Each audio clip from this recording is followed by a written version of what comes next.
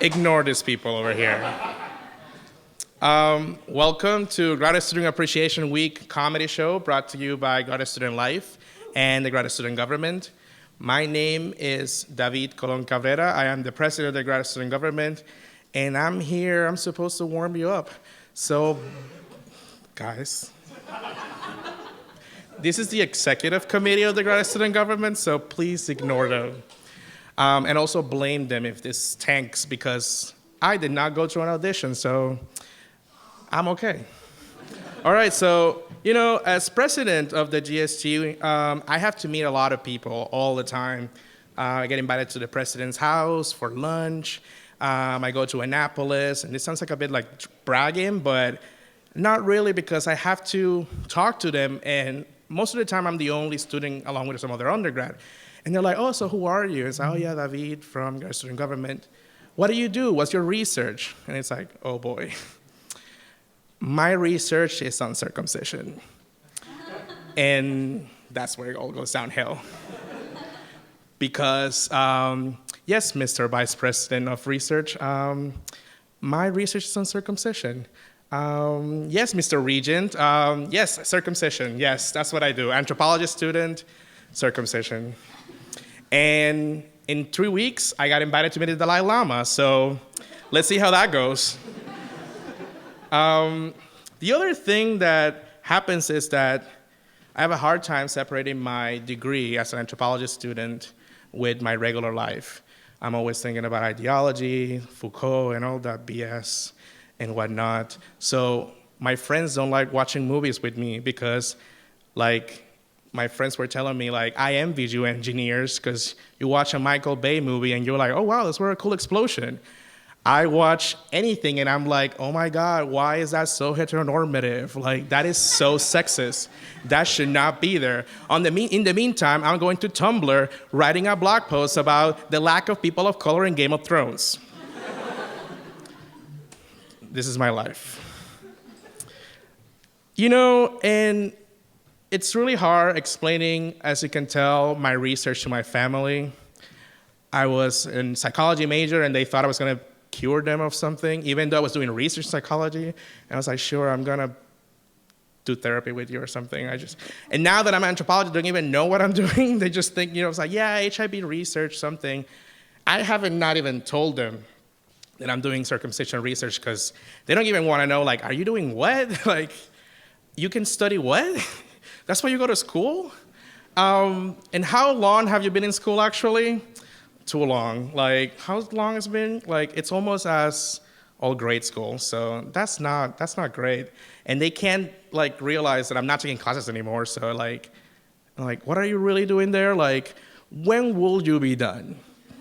And this is like a woman, a PhD student never tells what year he is, or she. You will never say. Yeah, so I'm gonna now introduce our host because I got you on a good mood. I want to leave it at that. I don't want to ruin this. So I'm gonna introduce our host, Mike James, and thank you for coming, guys. We have got a great show for you guys tonight. Some great comedians coming up tonight. Our first comedian, please give it up for Rashi Raj.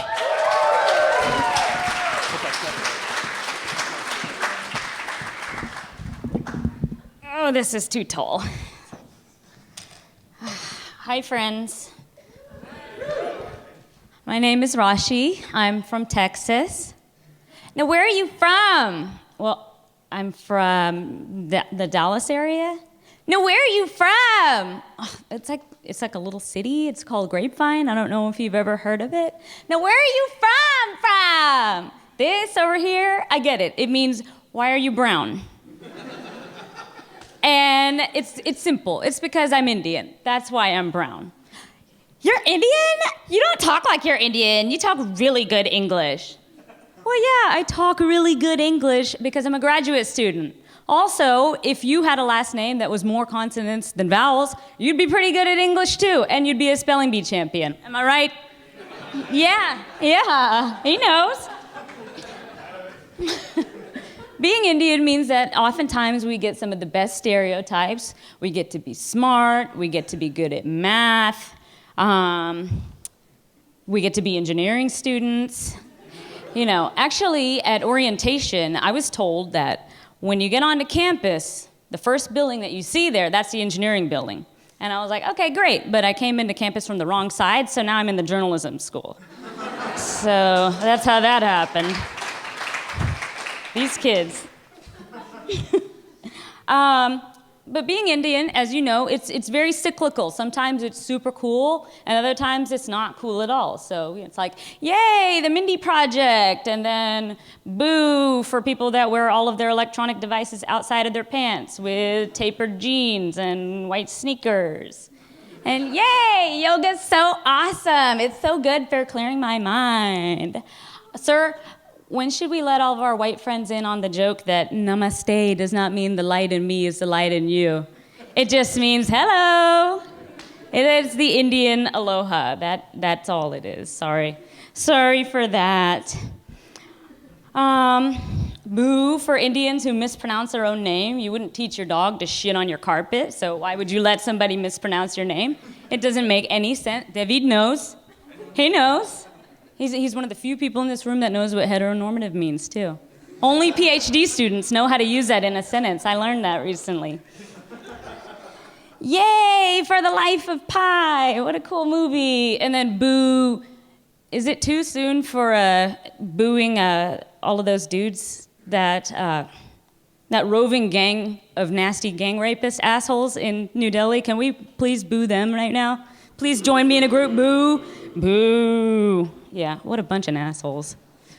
You know, now that spring is here and it's time to graduate, I've been thinking about different ways that I can market my skills and try and get a job. So, you know, anything that I can do, I'm gonna turn into a skill. So, I can French braid hair.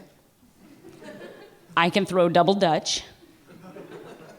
I can send really, really funny one-line responses to group emails that are supposed to be serious.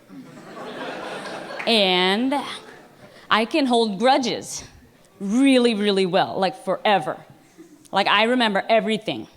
So I've got a business plan.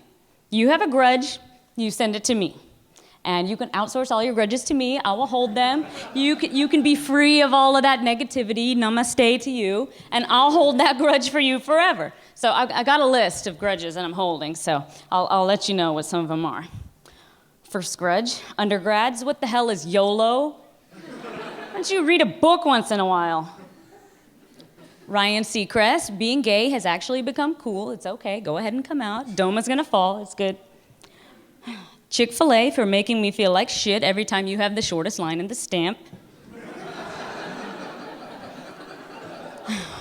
Padma Lakshmi, that skinny supermodel who for some reason gets to host Top Chef. You haven't eaten a day in your fucking life. Why do you get to host a show about food? All Kardashians, what is your purpose and how did you get famous? Makes no sense. Carbs, why do you taste so good yet be so bad? You'll get it when you're 30. John Wetland, the MVP from the 1996 World Series. You cut in line in front of me at the soda machine. I hate you forever. Jay Leno, give it up, man. Your jokes aren't even funny. Only my dad thinks you're funny. And it's because he's half asleep. And finally, that lady who says, now where are you from? The light in me is the light in you, sir. Namaste.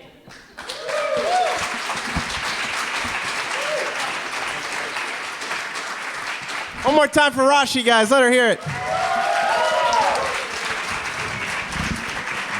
All right, let's keep this show rolling. Your next comedian tonight, please give it up for Rob Steinberg.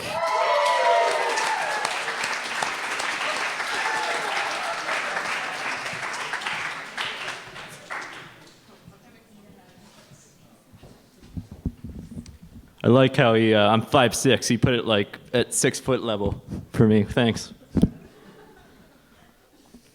Let's put this guy to work. Let me go through the aisles right now. And as I get tangled up in my own wire. How's everyone doing tonight? Great. I was gonna, even if you said, oh, I was gonna say fantastic. I love when you people are depressed. Why does this guy have his own row, by the way? Does he stink or something? Do you just hate the color green?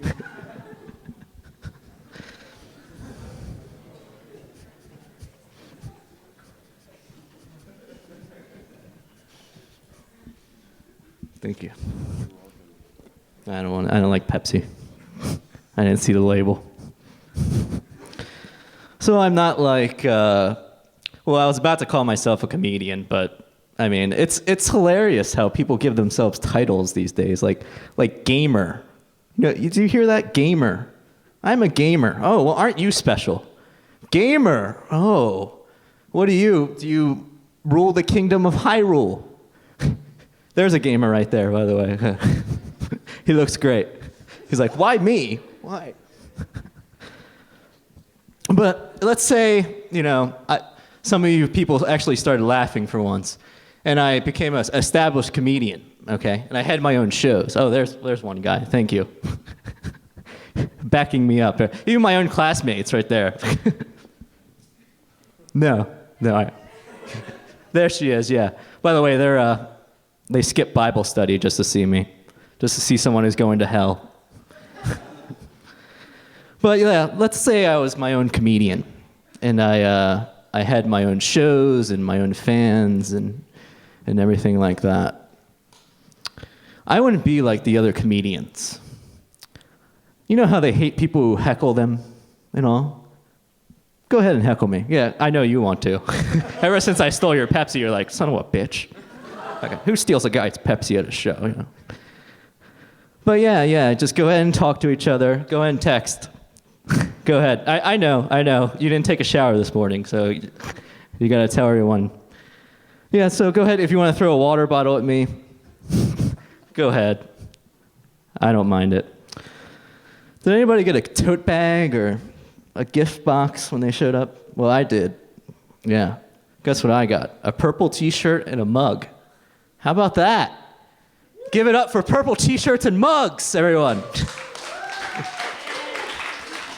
That's why I finally found out why my tuition's so high. So I get my purple t-shirt.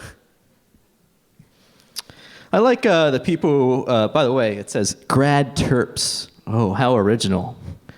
Grad terps.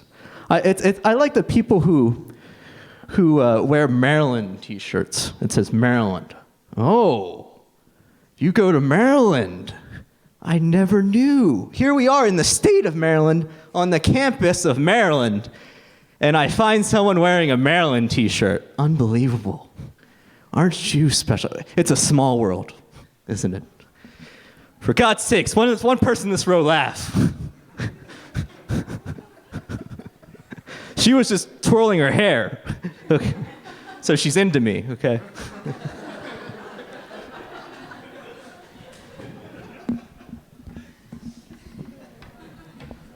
Only at Maryland can they have a wired microphone. Even Guitar Hero, they have wireless. Oh, I see. It's taped. Jesus Christ. I want to put this guy to work. This guy's been standing there the whole time, just whatever. Oh, speaking of stupid t-shirts, this one right here. I happen to be wearing one. Let me give you, can anyone see this? Twirly hair girl, can you see that? Yeah, okay. By the way, awesome booty on this first comedian. Give it up for guys who turn women into sex objects. Yeah, all right. Very funny, by the way. But let me give you a background on this T-shirt right here. Okay. It's a oh geez, I have marinara sauce on its nose, or it's a red booger, and before I bought it, I didn't notice that. But it's a pig talking to a strip of bacon, and it says, read that for me. What does the little piggy say? It says, George, is that you? Oh, great. You have a Viking voice. George, is that you?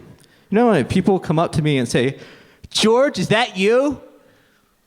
Oh, that's what my shirt says. Oh, I never knew. I thought it was I thought it was hieroglyphics until now. Oh, amazing. George, is that you? Oh, by the way, this looks just as much like a wavy turd as a strip of bacon. Does anybody notice that? And I love how the pig knows that's George. What kind of pig knows its own bacon form? It's like a caterpillar to a butterfly. I mean, it's completely different. I guess this shirt, well, I got it at Five Below for $5. I guess it wasn't meant to have a huge psychological impact. You know, Freud's not going to study this shirt.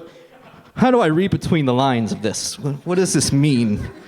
Pigs are talking. By the way, if bacon grew legs and had 2 eyes and a mouth, I don't want to live in this world anymore. Am I right?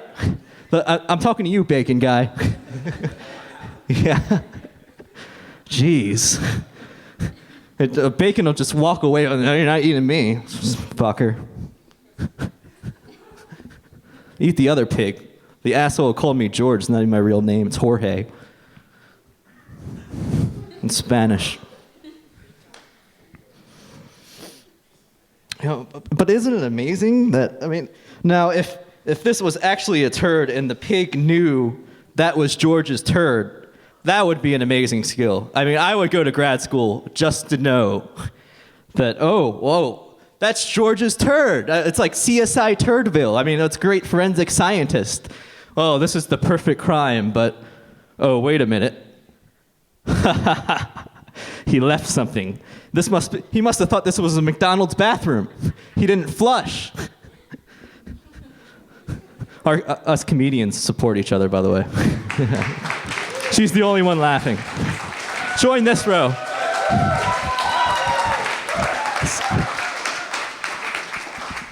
Where is the 1 minute left sign? Justin Bieber haircut.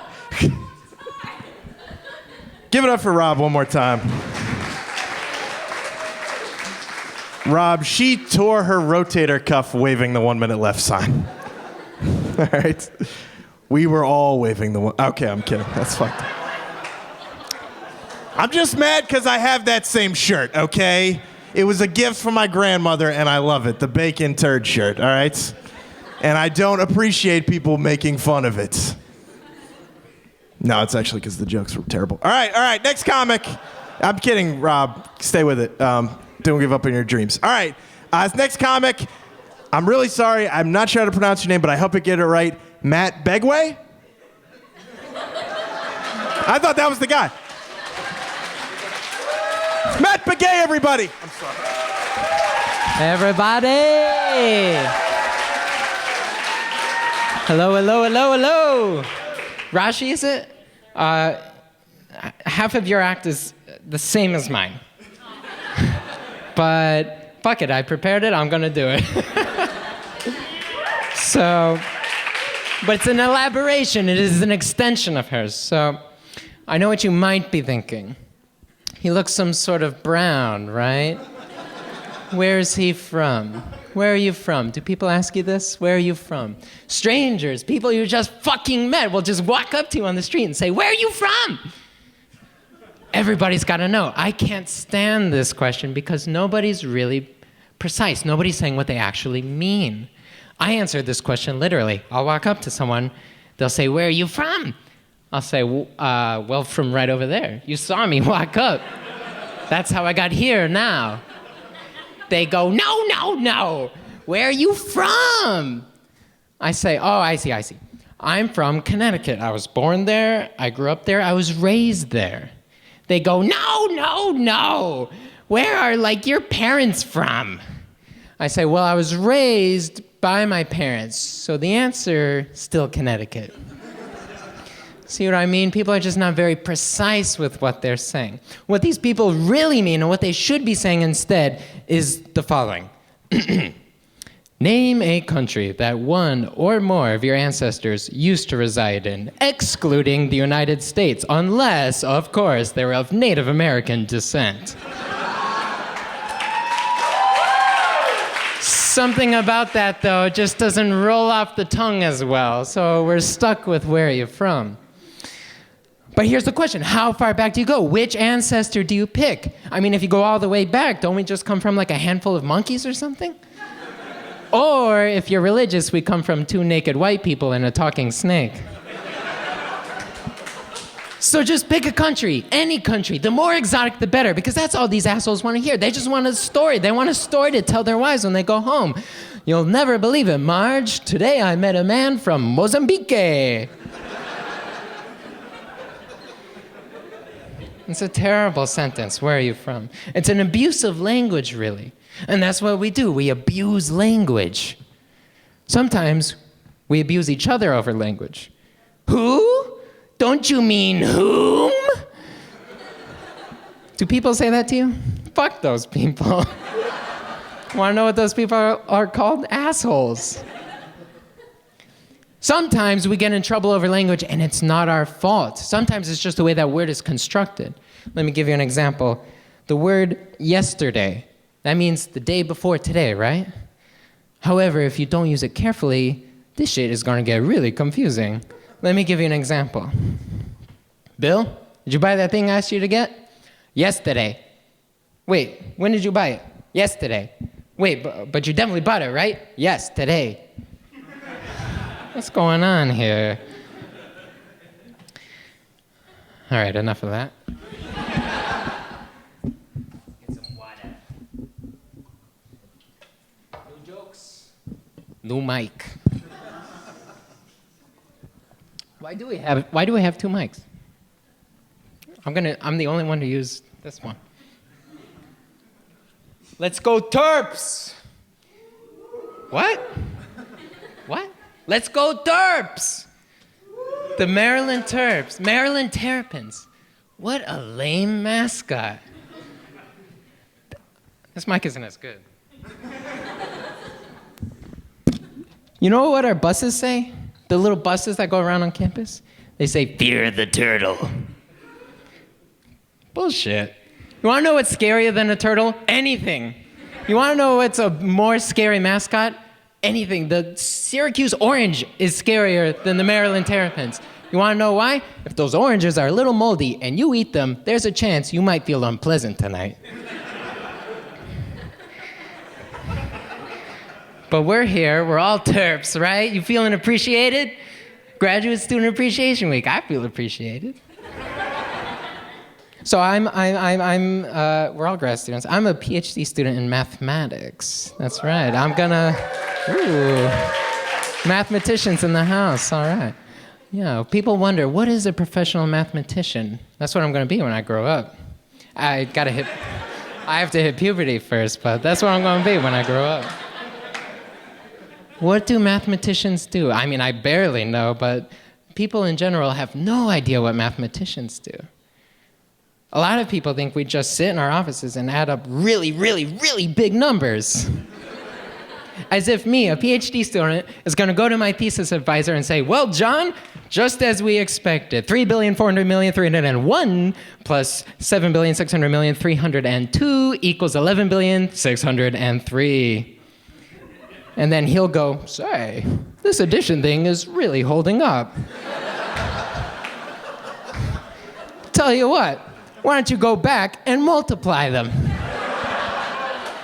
Shit, John, I'm gonna need at least a master's degree for that. Other people think, I swear I've met these people who think that we control or govern the laws of arithmetic, as if someone had to keep an eye on this shit. I had an uncle, swear to God, came up to me and he said, "Matthew, 8 times 3, still 24? I said, "Yes, it is." He said, "Good, don't change it, keep it there." Actually, on second thought, make it 25. Yeah, let's just round everything up to the nearest 5. All right, I'm gonna pass it off. Thanks, everybody.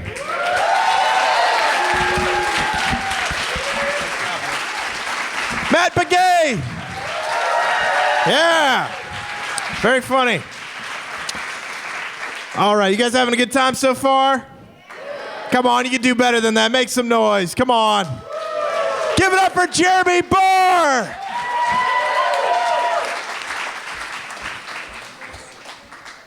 Hey guys, I really wanted to go after Rob Steinberg, but fuck. I'm sorry, Rob. Jewish pride, but I really wanted to go after Rob Steinberg. So good job, man. So I want to let you know that I do have a medical condition, which explains why I'm probably going to talk pretty fast and mumble a lot. I've had it since birth. It's congenital. It's called awkward Jew, and it's inflamed right now, so you can tell that I have it. And it's treated with some medicine and a lot of reassurance from my mother. So a lot of matzo ball soup as well. Matzo ball soup helps as well. So I'm not as awkward as I used to be, but when I was about 12 years old, I had basically no female friends. I had maybe 20 male friends, no female friends. So when it came time for my bar mitzvah, my mother basically came up and said to me, Jeremy, you have to pick 4 people, 4 girls from your Hebrew school class to invite. It was like the most pathetic reality show of all time. 4 girls. It was like The Bachelor, but all the girls were named Shoshana and Rebecca, pretty much. So anyway, I'm still sort of nervous, and I think Jews have a lot of reason to be nervous and anxious sometimes. By the way, I thought you would take all the Jewish jokes, Rob, so thank you so much for saving me all the Jewish jokes. I'll admit that I went to this Jewish singles event called the Matzo Ball last year. Anybody? So it's held every year before Christmas when all the Jews are bored because we have no families, we don't believe in anything. So it's held before Christmas. And I went there, and basically they rent out this whole club in D.C., and they hope for mediocre-looking Jews to meet other mediocre-looking Jews to like keep the tradition going of mediocre-looking Jews. And I just thought to myself, like, okay, about 300 Jews in a big room with closed doors. It seemed kind of like a trap to me. I don't know. I felt very uncomfortable. Like when I took the train up to Glenmont, I wasn't sure if it would actually end at Glenmont. We've been caught before, so we don't want to fuck up again. So anyway, my brother is not dating anymore. My brother is married. He met his wife on JDate.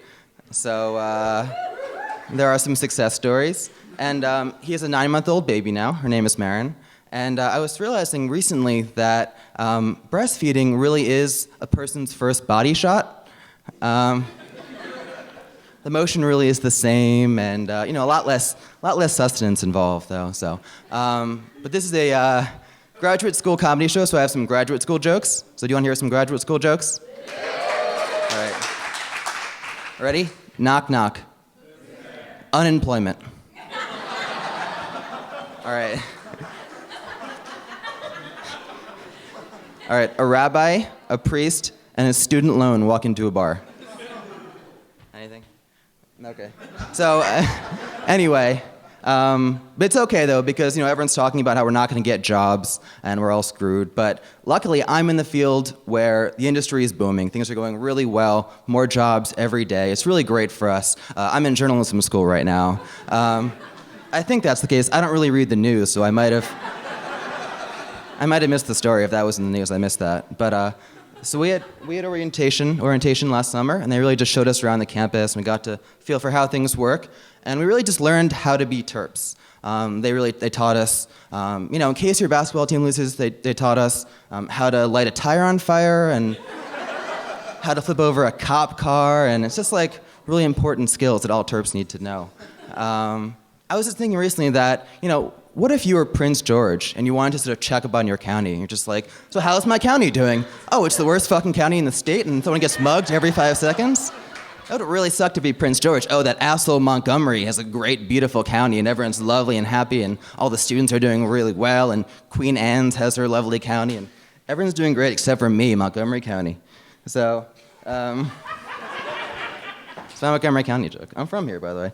Anyway, so I love the stamp jokes. She took my Chick-fil-A joke, but there's a lot of Chick-fil-A jokes, so everybody has Chick-fil-A jokes. But I think the stamp is great for me because it really symbolizes how I'm feeling. If I'm having a really, really good week and I'm feeling good and my schoolwork is going well and I have some job leads, I can eat at the salad bar. But I really feel like shit and nothing is going well. You got Taco Bell and McDonald's right there for us, so you can always eat your feelings at the stamp, which I think is great.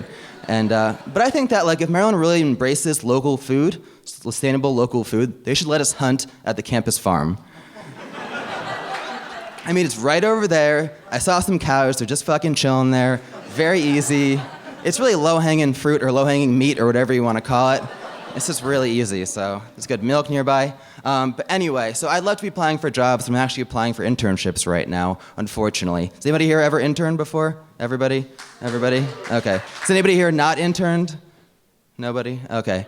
I've interned 7 or 8 times before. I think it's 7 times. I've always felt that the last day of an internship feels a lot like the morning after a one-night stand. Because your boss will come over to you and just be like, well, we enjoyed having you here. We think you enjoyed yourself. We really couldn't tell, but how should I get in contact with you? Do you want my email address or my phone number, or how should we do this? So I can write you a recommendation if you want. It was a pretty good experience, so. All right, that's all I have. Thank you.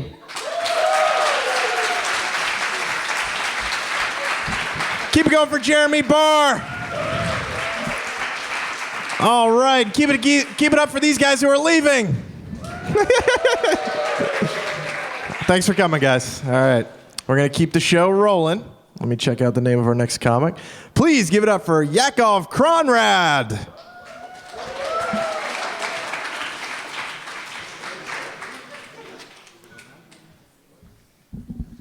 Hey everybody, how you doing?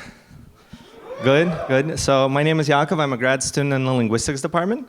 I'm 4th year here, and being a grad student is actually quite easy. I mean, you write a dissertation and you leave, right? Like, your goal is very well defined, but I'm starting to be like my dad, and I'm like, I just refuse to retire. No, I think I'll stick around for a few more years. I got a few more good years in me, But it's pretty linear. You know where the end goal is. Being an undergrad was a lot more all over the place for me. I took a very windy road to become a grad student. So I tried a lot of different majors as an undergrad, kind of seeing what works for me, and none of them worked for me. At first, I tried women's studies, false advertising, for the record. Then I tried philosophy, and turned out somehow even I didn't drink enough and smoke enough pot. So then after that, I tried math. Exactly what you would have expected. Exactly what you would have expected. So I switched to communication. And then I realized that that's like just putting on sweatpants and giving up on the rest of your life.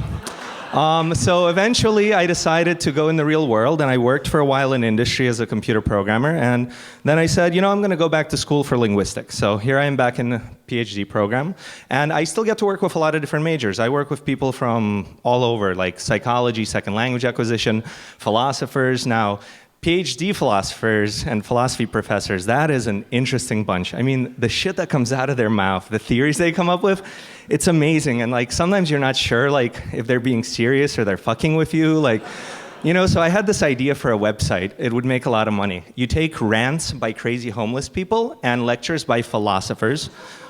Hold on. You have them all narrated by Morgan Freeman. You put them online, and then you see if people can tell the difference. Right? And then you just charge $1 a piece. You'll be like a millionaire overnight. It's pretty great. But my favorite major is Jewish studies for personal reasons. I'm Jewish.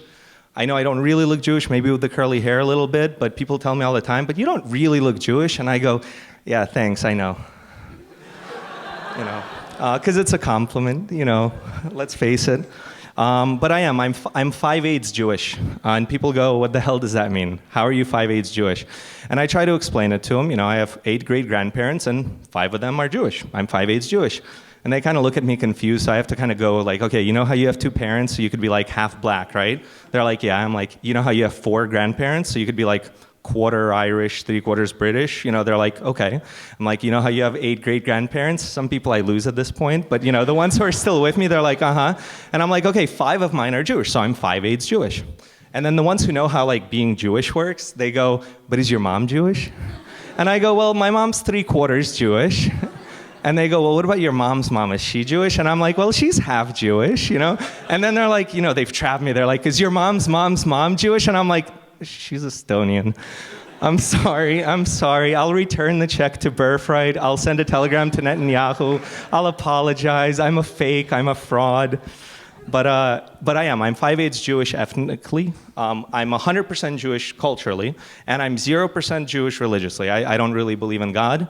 So basically, I am like a curly-haired, music-playing atheist who makes good financial decisions 5 out of 8 times. But it's actually a well-kept secret that most Jews are atheists, especially like ones like me who came from Russia. It was like state-sponsored religion there, right? Everyone was an atheist. Except in Russia, I wasn't Russian. I was only Jewish. Because if you were like even 100 Jewish, you were a Jew. You were Jewish there. It's like the old saying goes, you know how a Jew can become a Russian, right? You move to America. Because in America, I'm Russian. I'm not Jewish here. I'm not Jewish enough to be Jewish here. But I am Jewish. I consider myself Jewish. And being Jewish in America is, well, easy. We have a really good support network. We support each other. We help each other out. And let's face it, it's easy to help each other out when you like own all the newspapers, the TV stations, the banks. Like 5/8 of Hollywood is Jewish. I am to Judaism as Judaism is to Hollywood. Like 5/8. You'd think with like all of those Jewish actors running around, people could find like one Jewish person I look like, but no, it's still like never a Jew, Now, there is a benefit to being Jewish, but being an atheist Jew is you could actually join another religion. So you could be like a Buddhist Jew or like a Zen Jew. You could be all kinds of things Jewish, but like there's one, you're never gonna really meet like a Christian Jew, but they keep trying. They have an organization, Jews for Jesus. And it's like, I know we stick by our own, but like this is going too far, But Christians are just, sorry, they're just weird. They have weird beliefs, they don't believe in evolution, but they're always evolving on things. Like Rob Portman recently evolved on gay marriage.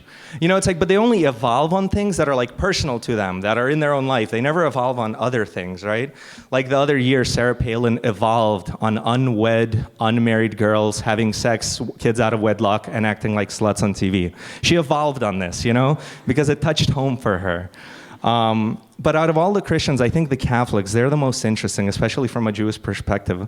They have this guy they think is infallible who talks to an omnipotent God who picked him to represent all the billions of Catholics.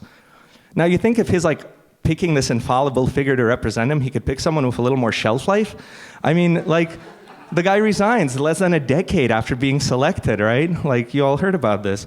But he was getting senile, so he had to go. He was in the Hitler Youth when he was a kid. He came out to do Sunday Mass and accidentally did the Hitler salute. They're like, you gotta go, man. And all the world leaders immediately called him to congratulate him on what was a pretty good run, everything said.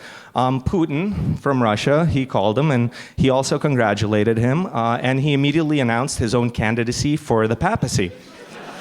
He went on national television, this is not a joke, he went on national television and he told the Catholics of the world that he could promise them something that they don't have, a leader who will never resign.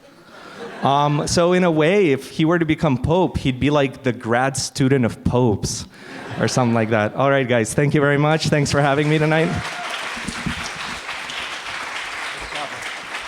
Yakov Kronrod, everybody. One more time. All right, please keep it going for your next comic. Give it up for Kim Hanna.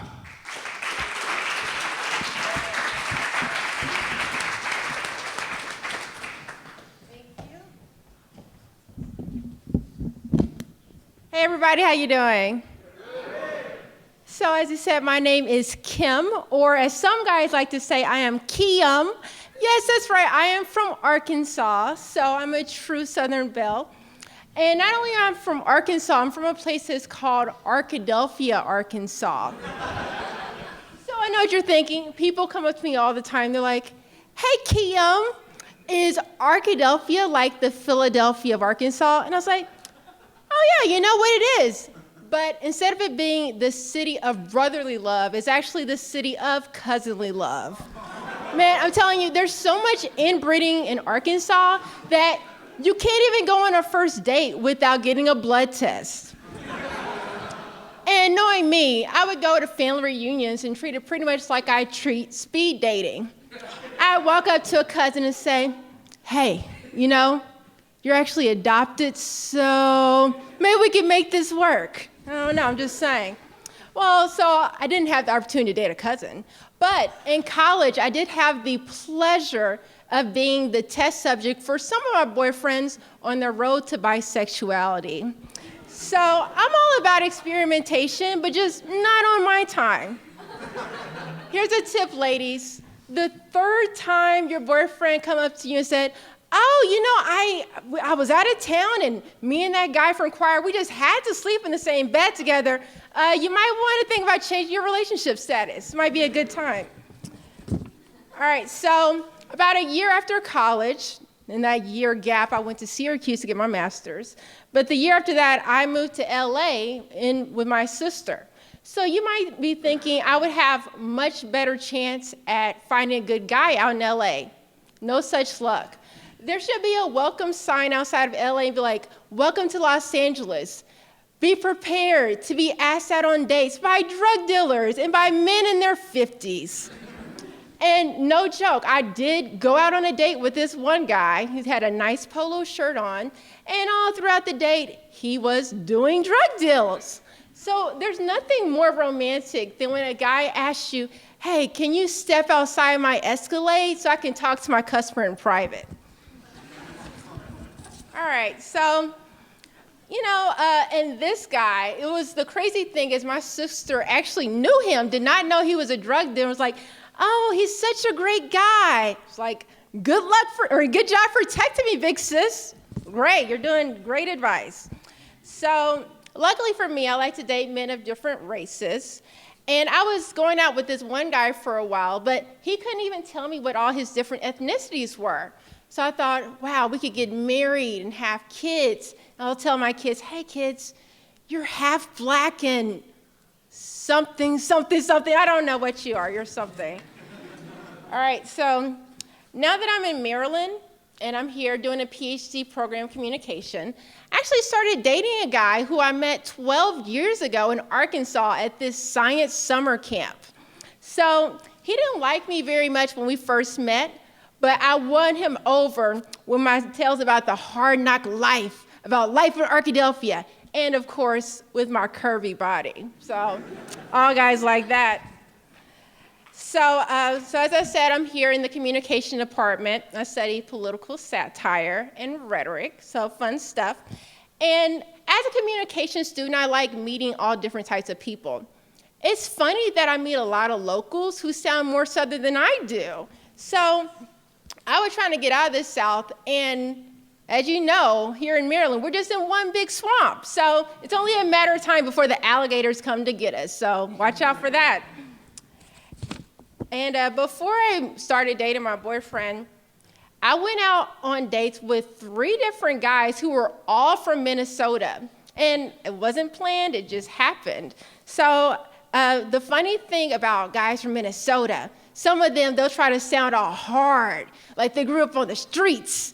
And I'm like, you were the captain of your high school hockey team, so yeah. Another funny thing about dating white guys is that sometimes they'll think, oh, you're a black girl, let's go do the blackest thing. We're gonna go see Django. I once went out to see Precious. It was like, yeah, this is hot. We're gonna see a story about a girl being abused by her mother. And I'm all like, hey, can we go to a Katy Perry concert? But no, none of that. Cool thing about my department is I've made some pretty cool friends. None of them could make it tonight.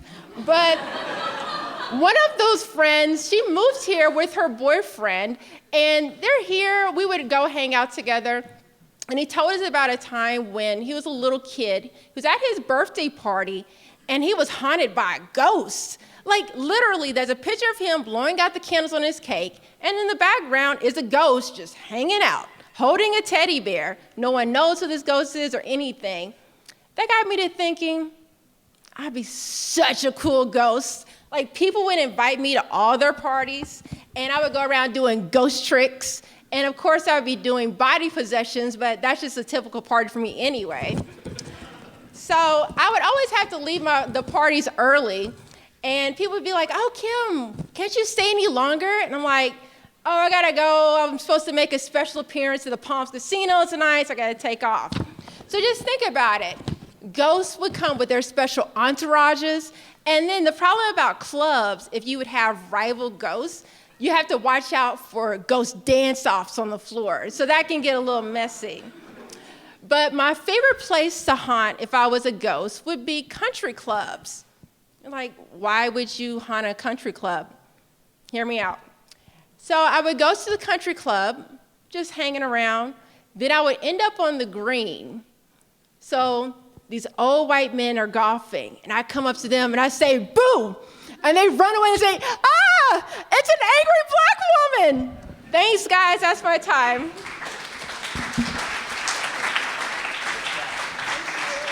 One more time for Kim Hanna, guys.